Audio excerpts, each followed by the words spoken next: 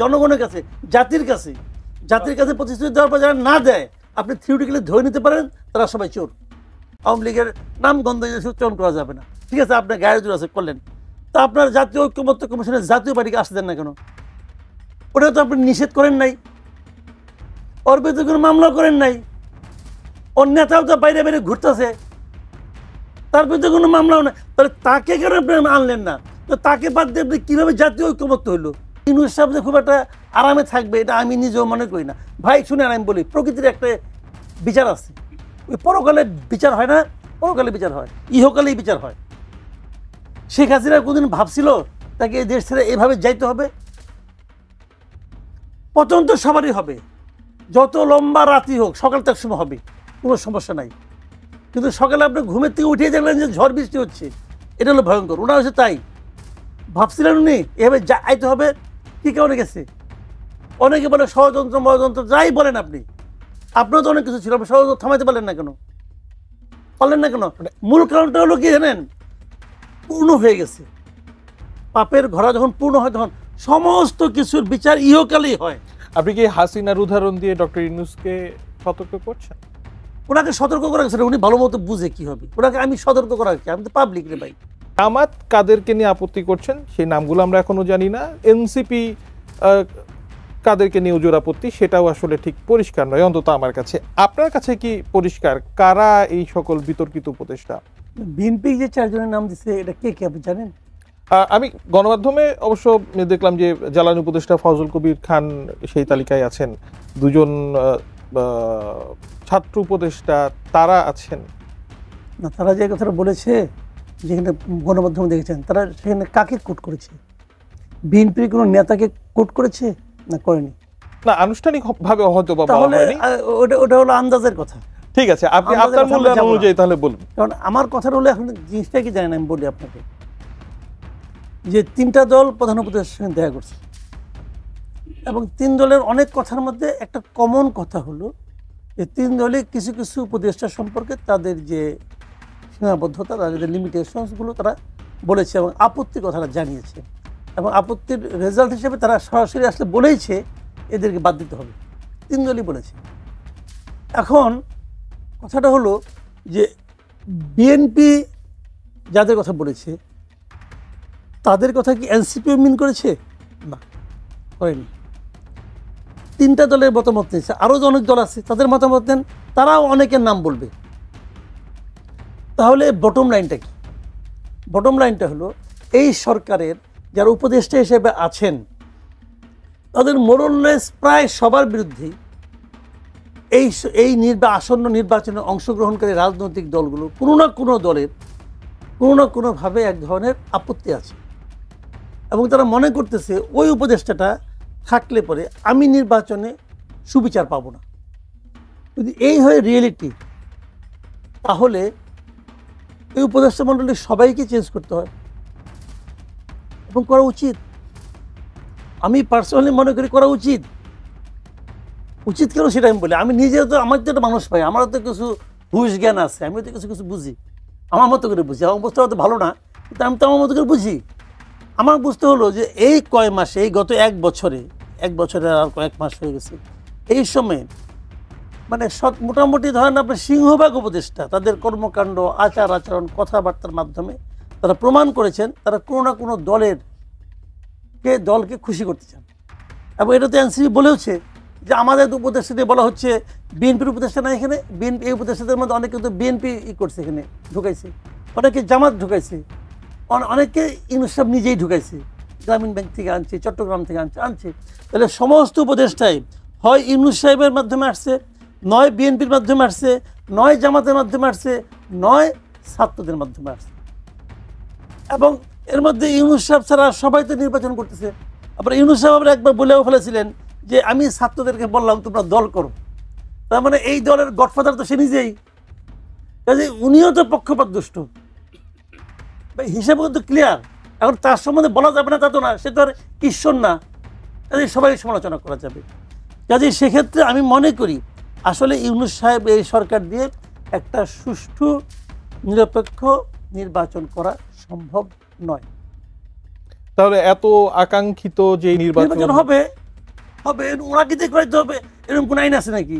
ওই আন্দোলনের সময় কি এটা শর্ত ছিল যে ইউনূস সাহেবকে দিয়ে নির্বাচন করবো আমরা, এই জন্য আন্দোলন করতেছি? আবার নির্বাচন অন্তর্বর্তীকালীন সরকার নির্বাচন করতে পারবে কি পারবে না সেটারও তো একটা, ওটা তো আবার আইনগত দিয়ে গেলেন আপনি। ওই আইনগত দিয়ে গেলে আরেক ঝামেলা আছে। ঝামেলাটা কোথায় আমি বলি, ওই আইনগত দিয়ে গেলে তখন হবে আপনার সংবিধানে আলোচনা উঠবে, তখন বলবেন সংবিধানে এই সরকার নাই। যদি আপনি সংবিধানে ওটা মানেন, সংবিধানে তো এটাও আছে যে আপনার পিছনে বঙ্গবন্ধু ছবি থাকতে হবে, এখনো আছে। তারা কিন্তু আবার এই বিষয়ে একমত যে এই মুহূর্তে বড় কোনো পরিবর্তন আবার তারা যাচ্ছে না। আপনি যেমন বলছেন যে একেবারে খোল নলছে পাল্টে দিতে হবে, বিএনপি যে তারা বলেছেন হ্যাঁ কিছু কিছু ব্যাপারে আমাদের আপত্তি আছে, সেটা ঠিক আছে। ধরেন আপনার এত বড় একটা এই কর্নারে এই কয়টা বলছে বিএনপির জন্য, আবার এই কয়টা বলতেছে জামাতের জন্য, আর এই কয়টা বলতেছে এনসিপি, তাহলে তো পুরাটাই হয়ে গেল না? বিএনপির আপত্তি আছে ওনাকে নিয়ে, ওনাকে নিয়ে আপত্তি, জামাতের আপত্তি আছে আমাকে নিয়ে, এনসিপির আপত্তি আছে আপনাকে নিয়ে। কারণ আপনি যাচ্ছেন সকল দলের কাছে গ্রহণযোগ্য ব্যক্তি, তো সকল দলের কাছে আমার তিনজনে কেউ গ্রহণযোগ্য না, এই টকশই হবে না, টকশই হবে না। আপনার মানে মতামতকেই ধরে যদি আমি বলি যে তাহলে মনে করেন যে আপনি যেমনটি বলছেন যে সবাইকেই পরিবর্তন করে দেওয়া দরকার, সবার গ্রহণযোগ্যতার যে সীমা আছে সেই সীমাতে সকলে আসলে যাচ্ছেন না, অন্তর্বর্তীকালীন সরকারের কোন উপদেষ্টাকে যদি অপসারণ করতেও হয় কোন প্রক্রিয়াতে হবে? সহজ প্রক্রিয়া, তো তারা হয় পদত্যাগ করবে। অপসারণ কিভাবে হলো? নাহিদ ইসলাম কিভাবে এখান থেকে বেরোলো? পদত্যাগ করলেন, তারা বুঝে না তাদের নিয়ে পাবলিক কি ভাবে।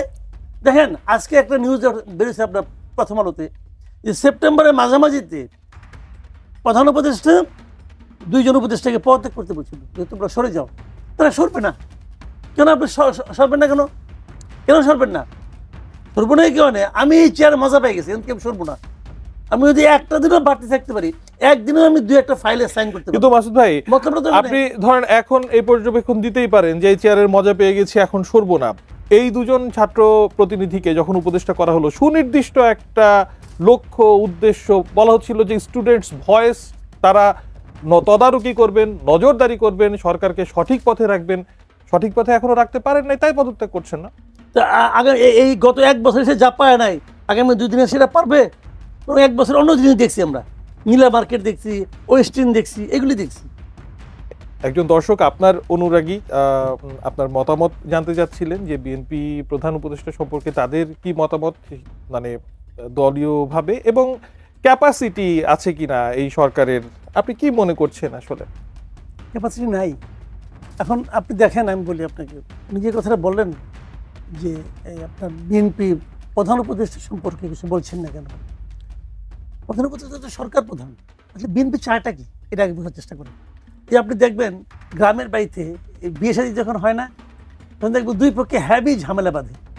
তখন ওই ছেলের মেয়েকে খেলে একটা ছোট একটা চিরকুট পাঠায়, দুজনে কিন্তু বর বধূ সেজে বসে আছে, এখন মানে প্রায় মারামারি অবস্থা 2 পক্ষের মধ্যে। তখন একে চিঠি পাঠায় যে এগুলো হইতে দাও, তুমি খালি কোনো মতো আমাদের বাড়িতে আসো, বাকিটা আমরা ঠিক পাবো, পরে এরা আর কেউ থাকবে না। কারণ বিএনপির হিসাব হলো ওইটা।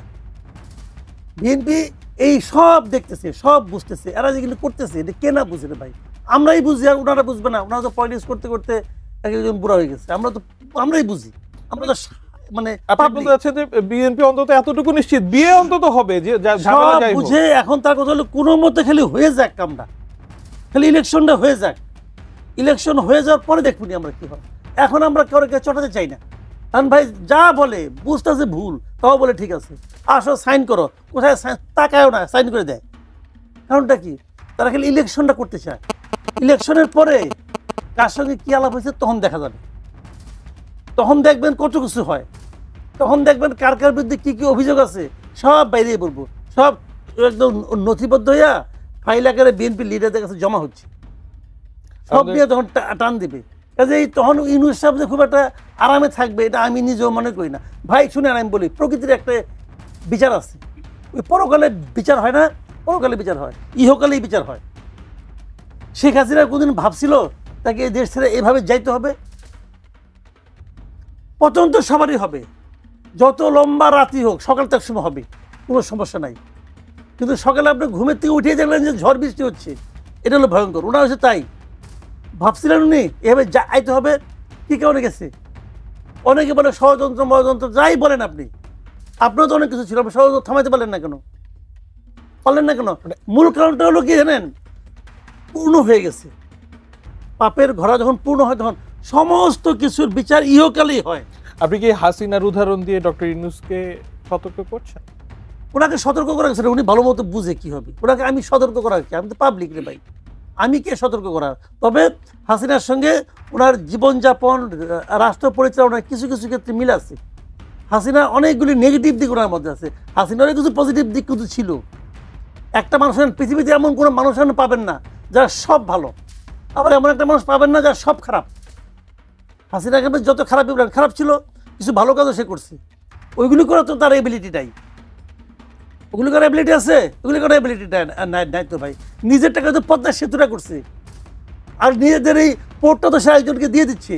কিন্তু যখন এই কথাগুলো ধরেন বলা হচ্ছিল, তখন তো ধরেন বলা হয় যে একটা বিশেষ প্রেক্ষাপট, একটা বিশেষ অবস্থা, দেশের এই অবস্থা, তার মধ্যে আপনি এই ধরনের হতাশার কথা বলছেন। বা আমাদের একজন দর্শকও বললেন যে সেই ছেলে কবে হবে, সেই ছেলের প্রত্যাশা ছিল, সেই প্রত্যাশার জায়গাটাতে আমাদের শুনেন, আমরা হাসিনার আমলে নানাভাবে অত্যাচারিত হয়েছি। আমাদের বাক স্বাধীনতা ছিল না, একদলীয় শাসন ছিল, ফ্যাসিবাদ ছিল, গণতন্ত্র ছিল না, অন্য দলকে কথা বলতে দেওয়া হতো না, এগুলো সব ছিল। এগুলোতে আমরা বিরক্ত ছিলাম, অতিষ্ঠ ছিলাম তো। তো এখন আমরা কি ভাবছিলাম যে এটা যদি যায় তাহলে আমরা একটা গণতান্ত্রিক আবহাওয়া পাবো, একটা গণতান্ত্রিক এনভায়রনমেন্ট পাবো। পাইনি তো। ধরেন আমি একটু উদাহরণ দিয়ে বলি আপনাকে। জাতীয় ঐক্যমত্য করতেছে তারা, জাতীয় ঐক্যমত্য কমিশন, ঠিক আছে, ওকে। আওয়ামী লীগকে আপনি বলবেন আওয়ামী লীগ ফ্যাসিস্ট দল, বিচার করবো। যদি আপনি ধরিয়ে নিচ্ছেন ফ্যাসিস্ট দল, তাহলে বিচার করবেন কেন? আপনি বিচার করেই দিলেন ফ্যাসিস্ট, মেরে ফেলেন, সব ঘোষণা দিয়ে দেন, দেশে যেখানে যত আওয়ামী লীগের আছে সবাইকে গুলি করে মেরে ফেলা হবে, বলে দিলে তো হয়ে যায়। তাহলে বিচার করবেন কেন? আবার যতদিন বিচার চলবে ততদিন আওয়ামী লীগের কর্মকাণ্ড স্থগিত। বিচার শুরু করতে পারছে এই পর্যন্ত ফেব্রুয়ারিতে তারা এই পর্যন্ত কি বিচারটা শুরু করতে পারছে? গত কয়েক মাসে কেন বিচার শুরু করে না কেন? এখন যদি বিচার শুরুই হয় 6 বছর পরে, যে 6 বছর কর্মকাণ্ড স্থগিতটা করেন আপনি, আমার কোনো আপত্তি নাই, বিচারের মাধ্যমে করেন, আদালত করুক। আদালত করছে, করেন। ধরলাম আওয়ামী লীগ বাদ, আওয়ামী লীগ খারাপ, আমি ধরে নিচ্ছি আওয়ামী লীগের নাম গন্ধ উচ্চারণ করা যাবে না, ঠিক আছে, আপনার গায়ের জোর আছে, করলেন। তা আপনার জাতীয় ঐক্যমত্য কমিশনের জাতীয় পার্টিকে আসতে দেন না কেন? ওটা তো আপনি নিষেধ করেন নাই, ওর বিরুদ্ধে কোনো মামলা করেন নাই, ওর নেতাও তো বাইরে বাইরে ঘুরতেছে, তার বিরুদ্ধে কোনো মামলাও নাই, তাহলে তাকে কেন আপনি আনলেন না? তো তাকে বাদ দিয়ে আপনি কীভাবে জাতীয় ঐক্যমত্য হইল? মোট কথা হলো, আমি যাদেরকে বলি তারাই দেশের নাগরিক, আর কেউ নাগরিক না। এটা যখন আপনি ভাবেন, ইজ ইট ডেমোক্রেসি? এটাকে পৃথিবীর কোনো দেশ এটাকে ডেমোক্রেসি বলবে না। যে পশ্চিমা বিশ্বের উপর ডক্টর ইউনূসের এত আস্থা ছিল, সেই পশ্চিমা বিশ্বের, সে তো কদিন আগে মিটিং করে আসলো, ওরাই তো ওই 6টার সংগঠন ওনাকে বলতেছে যে আপনি এই গণমামলা আওয়ামী লীগের উপর নিষেধাজ্ঞা উঠাই নেন, বলতেছে তো। এই সমস্ত কিন্তু আমরা বিবৃতি আওয়ামী লীগ আমলে দেখতাম। যখন আওয়ামী লীগ আমলে যখন হিউম্যান রাইটস ওয়াচ বলতো, তখন হাসান মাহমুদ ওবায়দের কাছে বলতো কি, বিএনপি জামাত টাকা দিয়ে এগুলি নিয়ে আসছে। এখন তাহলে কে টাকা দিয়ে নিয়ে আসছে? এরা খালি টাকাই খায়, আর কোনো কাম করে না, না? আর যে সরকারে থাকে সে সব বুঝে। ভাই এগুলি কুয়া লাভ আছে কোনো? 52 বছর পরে এসে জামাত বলছে 47 থেকে কোনো অপরাধ যদি করে থাকি, কেউ যদি মনে কষ্ট পেয়ে থাকেন, মাফ করে দিতে পারেন। দর্শকের প্রশ্ন, হাসিনাও যদি একটা সময় এসে বলেন যদি কারো মনে কষ্ট দিয়ে থাকি, মাফ করে দেবো কিনা? আচ্ছা, একটা কথা হলো যে জামাতের যিনি প্রধান আছেন, উনি বলেছেন কথাটা, আগে তো এটুকু বলতেন না, এটুকু বলেছেন। এখন যদি জনগণ মাফ করে, দেখা যাক জনগণ মাফ করে কিনা। যদি জনগণ মাফ করে তো ভালো। এখন হাসিনা যদি এসে বলে, তখন যদি জনগণ মাফ করে, তখন দেখা যাবে সব কিছু তো জনগণের উপর। উনি তো মাফ চাচ্ছেন পাবলিকের কাছে। এখন এই যে ঝর্ণা আপা কি ইয়েকে, শফিক সাহেবকে, জামাতকে মাফ করবেন? যদি করেন তাহলে তো আরেক আপা হাসিনাকে মাফ করতে পারেন, আমি জানি না কি হবে, এটা জনগণের ইচ্ছার উপর ডিপেন্ড করছে। আমি অন্যগুলি বলি। আরেকজন বলেছিলেন যিনি, যে বিএনপি দুর্নীতিতে হ্যাট্রিক করে তারা কী করবে। আমি ওনাকে একটা কথা বলি, আপনি ভাবেন তো 96-এর আওয়ামী লীগ আর 2014 আওয়ামী লীগ কে এক ছিল? খালি এই কথাটা আপনাকে আমি জিজ্ঞেস করলাম। 96 সালে যে আওয়ামী লীগটা ক্ষমতায় আসছিল, সেই আওয়ামী লীগের সঙ্গে 2014 যে আওয়ামী লীগ, এই দুটাকে আপনি এক করে দেখেন। যদি না দেখেন, কেন দেখেন না? কারণ সময় চেঞ্জ হয়েছে, মানুষের মন মানসিকতা চেঞ্জ হয়। ঠিক একই রকম 2006-এর বিএনপি আর 2025-26-এর বিএনপি এক না। টাইম চেঞ্জ হয়ে যায়। অনেক দল একসময় খুব খারাপ থাকে, ভালো হয়ে যায়, অনেক দল খুব ভালো থাকে, খারাপ হয়ে যায়। এটা হলো জানেন, সবগুলি ডিপেন্ড করে যে পাবলিক কি বলতেছে। একটা রাজনৈতিক দল খারাপ হইতে কিন্তু পাবলিক দেয়, পাবলিক যদি প্রতিরোধ করে খারাপ হতে পারে না। আর এর আগে আরেকজন বলেছেন যে এনসিপিকে, যে ওটা আমি বলতে চাই না আমি, তিনি বলছেন যে এনসিপি নেতাদের মানে তাদেরকে প্রয়োজনের চাইতে বেশি বড় করে কেন আমরা দেখছি। এই প্রশ্ন আসলে আমার মানে আপনারা করছে, মানে এনসিপি নেতাদের তাহলে কি মাসুদ ভাই, আমি আপনার কাছে পাল্টা প্রশ্ন করতে চাই, এনসিপির নেতা যাদের নেতৃত্বে এত বড় একটি মানে ইতিহাস পরিবর্তনকারী একটি বৈপ্লবিক একটি পরিবর্তন ঘটলো বাংলাদেশে, তারা এক বছরের মধ্যে এতটাই অপ্রাসঙ্গিক হয়ে গেলেন যে দর্শকরা এখন এমন প্রশ্ন করছেন আমাদেরকে? জি জি, এটাই বাস্তবতা। আমি আপনাকে ঘটনাটা বলি, শুনেন। ঘটনাটা হলো কি, এনসিপির খুবই সম্ভাবনাময় একটা দল ছিল। আমি এই দলটাকে নিয়ে খুব আশাবাদী ছিলাম। এই দলটা অপ্রাসঙ্গিক, এদের কিন্তু কেউ করে নাই। ওনারা নিজেদেরকে করেছে। ওনাদের যে বাড়াবাড়ি, বিভিন্ন প্রত্যন্ত অঞ্চলে প্রশাসনিকভাবে দাপট, হুমকি ধামকি, বাড়াবাড়ি, এবং কোনো নেতার নানা রকম দুর্নীতিতে জড়িয়ে পড়া, এবং সিনিয়র জুনিয়রকে অপমান করা, অপদস্থ করা, এই যে কাজগুলি তাদের মাধ্যমে হয়েছে, তাদের নামে হয়েছে। অনেক সময় তারাও করেন নাই, তাদের নামে হয়েছে। এইগুলি তারা হ্যান্ডেল করতে পারে নাই। এবং তাদেরকে যারা আশা করছিলাম, দেখলাম তারা একটা গড্ডালিগা প্রভাবে গা ভাসিয়েছে। আমরা আওয়ামী লীগ বিএনপি বিপরীতে এনসিপিকে নিয়ে ভাবছিলাম যে নতুন ধারার দল আসবে, কিন্তু তারা ওই আগের ধারাতেই চলা শুরু করছে। এবং তাদের নামে অনেক স্ক্যান্ডাল হয়েছে, টাকা পয়সা নিয়ে আলোচনা হয়েছে। অমুক গ্রুপ থেকে টাকা আনছে, তমুক গ্রুপ থেকে টাকা আনছে, হয়তো টাকা আনছে 15 কোটি, তারা বলতেছে 35 কোটি হইতেছে। তোরে ভাই, তারা বলবে এইটা। তো এখন এই যে বিষয়গুলো হচ্ছে, এইগুলির মাধ্যমে এনসিপি নিজেকে এমন এক জায়গায় নিয়ে গেছে যে তাদের উপর মানুষের আর আস্থা নাই। এবং তাদেরকে যখন আপনারা তো আনেন কি করে, এটা তো বুঝি, কোনো ভালোবাসা তো নাই তাদের প্রতি, কোনো প্রেম নেই রে ভাই। আপনার প্রেম হলো কি আনলে পরে এই প্রতিষ্ঠানটা চলবে, লোকজন দেখবে। এনসিপি কথা শুরুর দিকে সবাই শুনতে চেয়েছে। আপনারা বরং এখান থেকে একটা মেসেজ পাইলেন যে দর্শকরা শুনতে চায় না। আপনারা বিবেচনা করবেন সামনে আপনারা কি করবেন। দুটো বিষয় আপনার কাছে জানতে চাই। গণভোট নিয়ে বিভিন্ন রকমের কথা হচ্ছে, কবে হবে সেটা নিয়ে এই মুহূর্তে সবচেয়ে বেশি বিতর্ক, কিন্তু গণভোট কি নিয়ে হবে সেটা কি আপনার কাছে পরিষ্কার? গণভোটে আপনার ধরেন, তারা যদি বলে যে আমাদের জুলাই সনদ নিয়ে আলোচনা করুন, জুলাই সনদের ইস্যু হলো আপনার এতগুলি 84টা প্রশ্ন। এখানে হা না ভোটে জনগণ কিভাবে বলবে? শুনেন, একাধিক প্রশ্নের উত্তর কেবলমাত্র হা না দেওয়া যায় না। আমি একটা এক্সাম্পল দিয়ে বলি, ছোট্ট এক্সাম্পল। আপনাকে কেউ বললো, অথবা আমাকে কেউ বললো, আপনার আমার কথা বলি, কারণ আমাকে আপনি বললেন, ভাই আপনি যে আগে বউ পিটাইতেন এখনো কি পিটান? কারণ এই প্রশ্নের হা না কোনো উত্তর আছে? আপনি যদি হা বলি তাহলে আমি আগেও পিটাতাম, এখনো পিটাই। আর যদি না বলি তাহলে আমি আগে পিটাইতাম, কিন্তু এখন পিটাই না। উত্তর হলো, একাধিক প্রশ্নের হা নাতে উত্তর হয় না। আর এখানে 84টা প্রশ্ন, আপনি কি বলবেন? উচ্চ কক্ষে পিয়ার হবে। আমি হয়তো উচ্চ কক্ষ চাই, কিন্তু উচ্চ কক্ষে আমি পিয়ার চাই না। আমি এটা কেমন করে হানাতে আমি দেবো? বুঝান আপনি আমার এটা? একটা প্রশ্নই বললাম, একটা প্রশ্নই আপনার উত্তর দেন আমাকে। তাহলে হানা বা মানে গণভোটের ভবিষ্যৎ কি এক বাক্যে? গণভোটের ভবিষ্যৎ ভয়ঙ্কর, এটা আওলা বাজবে। আর তারও যে বড় কথা, এই গণভোটের কি মূল্য আছে? কি মূল্য আছে? গণভোট আপনি করলেন, হ্যাঁ জয়যুক্ত হইলো, ইলেকশনে মনে করেন বিএনপি আসলো, আমি কথা বলতেছি, ধরেন বিএনপি আসলো, বিএনপি কি বলবে? আমরা বাস্তবায়ন করবো যেটা নিয়ে আমি জনগণের কাছে গেছিলাম। সে জনগণের কাছে কি নিয়ে গেছিল? সে গেছিল 31 দফা নিয়ে। সে বলবো 31 দফার সঙ্গে যা যা মিলে ওইগুলি মিলামো, বাকিগুলি আলহামদুলিল্লাহ। প্রধান উপদেষ্টা ক্ষমতা গ্রহণের পর প্রথম সপ্তাহে জাতির উদ্দেশ্যে যে ভাষণ দিয়েছিলেন, তিনি বলেছিলেন যে শিগগিরই তার উপদেষ্টা পরিষদের সদস্যদের আয় এবং সম্পদের বিবরণী জনগণের সামনে উপস্থাপন করবেন। আপনি আর কতদিন আমরা অপেক্ষা করব সেই সম্পদ বিবরণী পাওয়ার জন্য? আপনাকে কিয়ামত পর্যন্ত অপেক্ষা করতে হবে, কোনো লাভ নাই।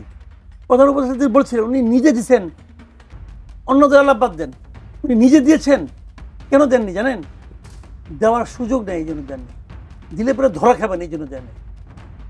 এর মধ্যে তারা যা করছে, মানে যখন তারা বলছে এইগুলো, তখন তো খাওয়া খাওয়াই শুরু হয় নাই।